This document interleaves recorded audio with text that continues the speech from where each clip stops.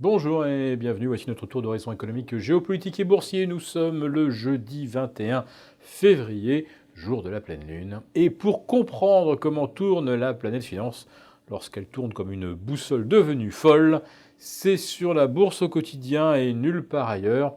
Et l'épisode du jour s'intitulera « Comme les marchés, fiez-vous à la boussole en plâtre de la Fed ». Hier, il n'y avait pas de statistiques à se mettre sous la dent sur les marchés. Alors, faute d'informations nouvelles, pas de nouvelles, bonnes nouvelles.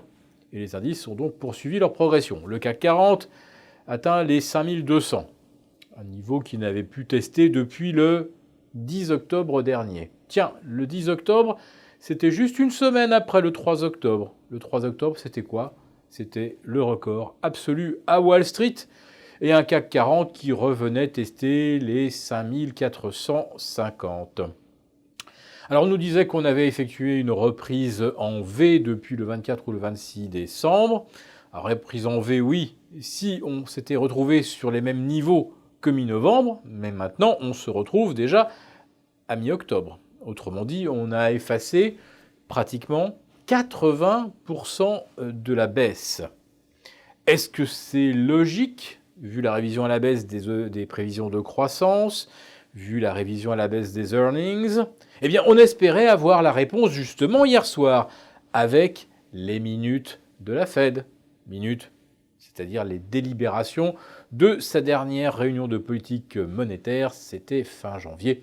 Les taux avaient été maintenus, et avec la perspective qu'il reste d'ailleurs stable assez longtemps. Alors on allait en savoir plus avec les minutes. Eh bien finalement non. En ce qui concerne la conjoncture, on note qu'elle ralentit. Mais en fait on ne sait plus vraiment pourquoi. Est-ce que c'est à cause des sanctions contre la Chine? Alors si demain ces sanctions sont levées, on repartira de plus belle. Ou alors le shutdown, est-ce que le shutdown aurait effectivement ralenti l'économie, ralenti les achats de voitures, d'appartements, de maisons?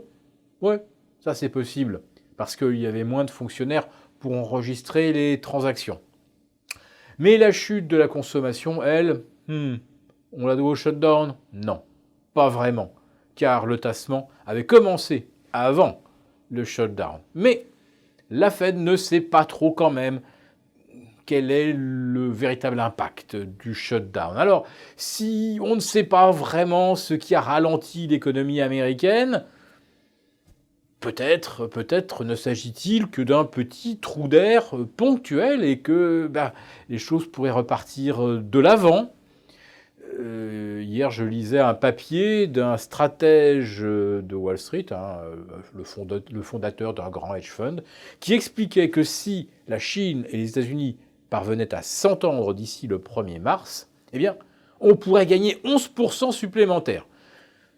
Je n'ai pas le détail de son calcul, mais j'imagine qu'il a dû faire tourner des modèles et que ça lui a sorti un chiffre extrêmement précis de plus 11 sur les marchés. Alors, vous rajoutez 11% au CAC 40 qui cote actuellement 5002, vous voyez où ça nous emmène, au-delà des sommets de l'année 2018. Pour le Dow Jones et le S&P, c'est facile. Ça nous place le S&P au-delà des 3000. Et le Dow Jones, pas loin des 30 000. Ça pourrait être un objectif psychologique auquel les gens commencent à adhérer. Parce que si Wall Street a pu reprendre 15, puis 18, puis 20% sans jamais consolider, alors pourquoi pas 30? Après tout, tout est possible. Et avec la boussole en plâtre de la Fed, qui ne sait pas finalement si on va vers une récession, vers de l'expansion, et qui de toute façon se dit que, dans le doute, on s'abstient de monter les taux, voilà le scénario rêvé pour les marchés, non? Alors c'est pas le rêve partout, évidemment. On apprend qu'au Japon, la production industrielle s'est contractée au mois de janvier, et sévèrement, puisqu'on passe de 50,3 à 48,5. Là, il s'agit de l'ISM, c'est-à-dire de l'indice des directeurs d'achat.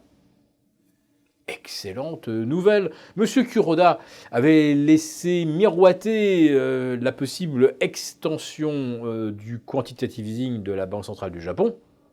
Avec un chiffre aussi pourri que celui que l'on découvre, alors le QE, c'est sûr, on va y avoir droit. Enfin, au Japon, ça va être l'extension du QE. Et aux États-Unis, on espère peut-être une remise au goût du jour de l'expansion monétaire. De toute façon, comme on ne sait pas où on est, ni comment on va, mais que de toute façon, les banques centrales sont aux ordres des marchés, quand je vous parle de boussole en plâtre, ce sont les marchés, eux, qui tiennent la boussole et qui donnent le cap aux banques centrales.